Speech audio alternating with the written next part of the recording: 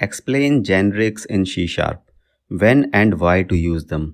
जैसा कि मैंने कहा कि जेनरिक्स तो एक बहुत ही इम्पॉर्टेंट कॉन्सेप्ट है डॉट नेट में, और हमें पता होना चाहिए कि हमें इसे कब इस्तेमाल करना चाहिए।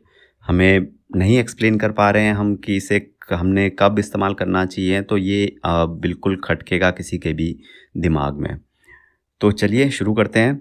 यहाँ पे हम पहले कोड देखते हैं। अगर आप यहाँ पे देखेंगे हम क्या कर रहे हैं, हम कैलकुलेटर डॉट आर इक्वल एक मेथड है आर इक्वल, जो कि हम कॉल कर रहे हैं और 4 हम पास कर रहे हैं।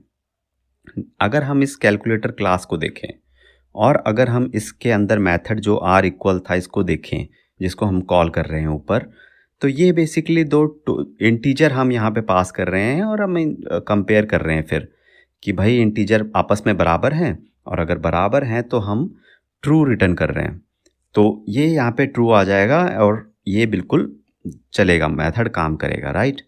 बट क्या होता है कि आजकल की प्रोग्रामिंग में आपको मल्टीपल केसेस मतलब हैंडल करने होते हैं। तो अगर फॉर एग्जांपल हमारे यहाँ पे इंटीजर ना हो कि ये हम चाहते हैं कि ये इंटरव्यू और हैप्पी इसको भी एक स्ट्रिंग्स को भी कंपेयर कर ले, ये method same method are equal. अब हम बनाने को नया मेथड बना सकते हैं, ओवरलोडिंग कर सकते हैं यहाँ पे लाइक स्ट्रिंग वैल्यू 1, बट उससे कोड बढ़ जाएगा और फिर कोड आपको पता है मतलब ज़्यादा code is not a good sign. आपको कम लाइनों में ज़्यादा कोड लिखना is good, right, is better. तो अब हम क्या करें, मतलब स्ट्रिंग चाहिए, मे बी कुछ और टाइप हो सकता है जिसको कंपेयर कराना हो, तो क्या करें। तो यहाँ पे हमें जो ज़रूरत पड़ती है वो है जेनरिक्स। तो जो डेफिनेशन है वो है कि generics allows us to make classes and methods type independent और टाइप सेफ।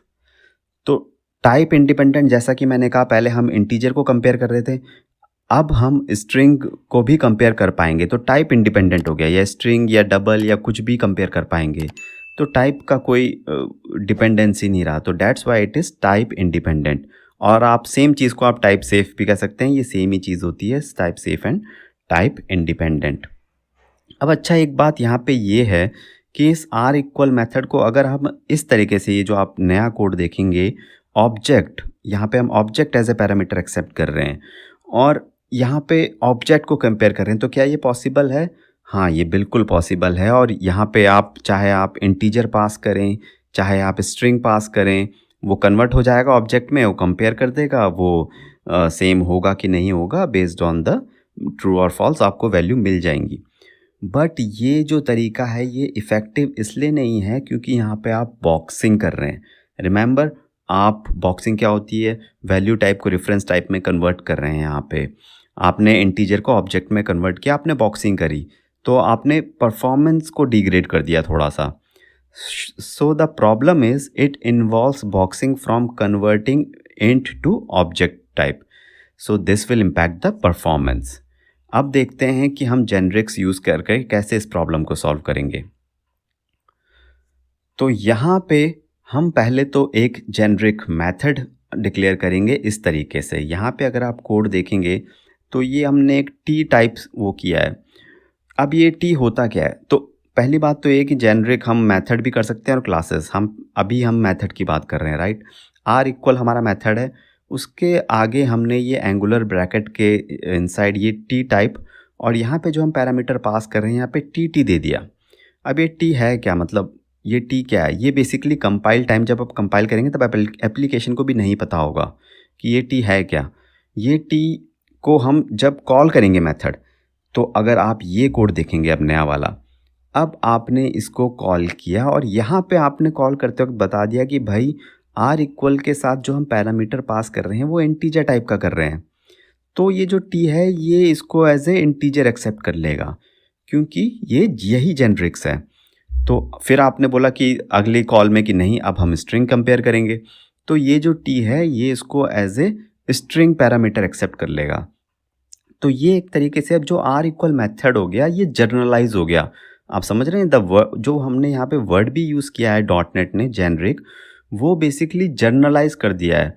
फॉर एग्जांपल आप एक टायर यूज़ करते थे किसी गाड़ी में, और अब वही टायर आपने इस तरीके से बना दिया कि वो बाइक में भी यूज़ हो सके।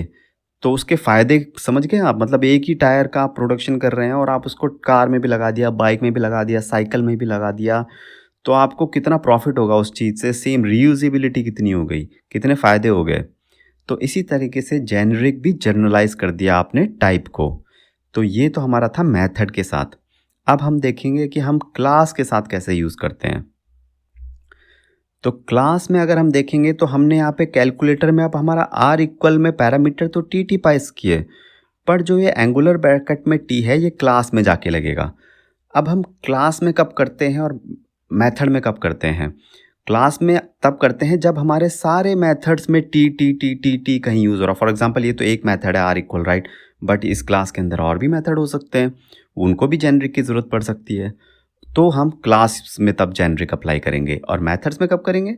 जब हमें बस एक ही मेथड में लगाना होगा तब हम, तो इसलिए मोस्टली जो 99% ऑफ केसेस हम क्लास के साथ ही जेनेरिक यूज़ करते हैं।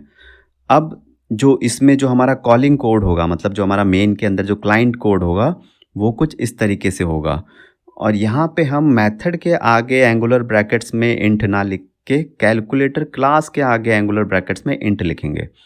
तो इस तरीके से हमारा प्रॉब्लम, मतलब ये करेगा तो वही काम जो मेथड वाला कर रहा था, बट अब हम मल्टीपल मेथड्स को जेनेरिक बना देंगे क्लास के थ्रू।